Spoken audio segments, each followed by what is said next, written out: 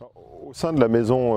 Moët-et-Chandon, qui a une tradition très ancienne, puisque la maison date de 1743, nous arrivons finalement à faire cohabiter à la fois la tradition et puis la modernité. Je vais prendre quelques exemples pour illustrer cet écart entre tradition et modernité. Je pense par exemple au métier de la vigne, qui là pour le coup est un métier bien antérieur à 1743 et un métier qui depuis quelques années doit évoluer à la fois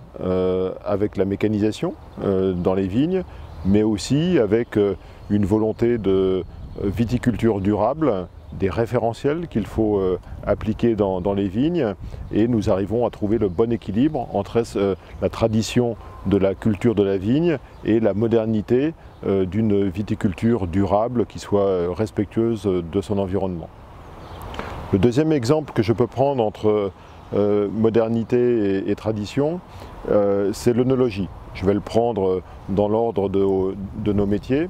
L'œnologie, donc dans la maison Moët-et-Chandon, c'est la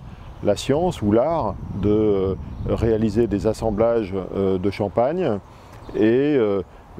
nous sommes loin aujourd'hui, en 2016, des cuves en bois dont on peut avoir l'imaginaire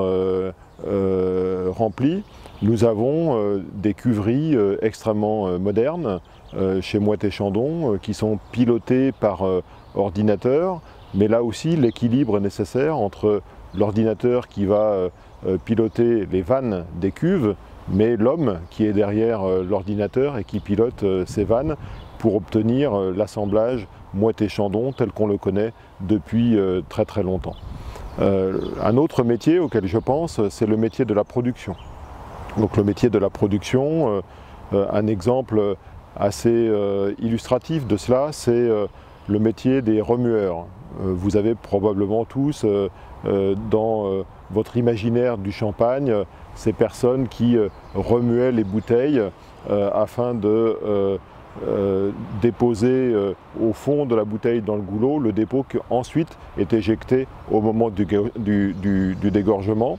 Eh bien, il y a maintenant une quinzaine d'années, ces métiers ont progressivement été remplacés par des machines automatiques qui réalisent ce remuage avec une qualité qui est bien entendu est au moins supérieure à celle qu'elle était avec des hommes, mais tout ça a bousculé le contenu de nos métiers avec des métiers de remueurs qui ont progressivement disparu et qui ont été remplacés par des métiers de pilotage de ces machines de remuage automatique.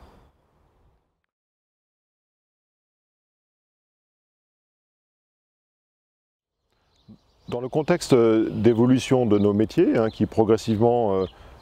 s'enrichissent de technologies, finalement, nous sommes, nous, Maison Moët-et-Chandon, comme d'autres entreprises, touchées par la révolution digitale, par l'automatisation de certains process. Nous avons finalement deux enjeux principaux. Le premier, c'est de faire monter en compétences les salariés que nous avons dans la maison, avec une moyenne d'âge de 44 ans. Nous avons parfois des salariés qui n'ont pas eu les formations initiales nécessaires au pilotage des cuves d'assemblage, ou qui n'ont pas la formation nécessaire sur des machines automatiques. Et donc nous avons un plan de formation extrêmement ambitieux avec un peu plus de 3,5% de la masse salariale consacrée à la formation pour faire monter en compétences ces personnes qui découvrent des nouvelles technologies. Après l'enjeu d'acquisition de compétences pour les salariés qui sont déjà dans l'entreprise, il y a également l'enjeu de recruter des salariés qui ont une formation initiale plus qualifiée. Par exemple, nous embauchons des machinistes régleurs. C'est une population pour laquelle nous avons besoin d'un socle technique important, alors qu'il y a quelques années, nous procédions à des embauches plus classiques de personnel non qualifié. Donc toute cette évolution de technologie dans l'entreprise fait que globalement, l'ensemble des salariés doivent avoir des qualifications supérieures, que ce soit les salariés qui sont déjà dans l'entreprise et que nous faisons monter en compétences avec de la formation interne, ou les salariés que nous accueillons dans l'entreprise avec des formations initiales supérieures.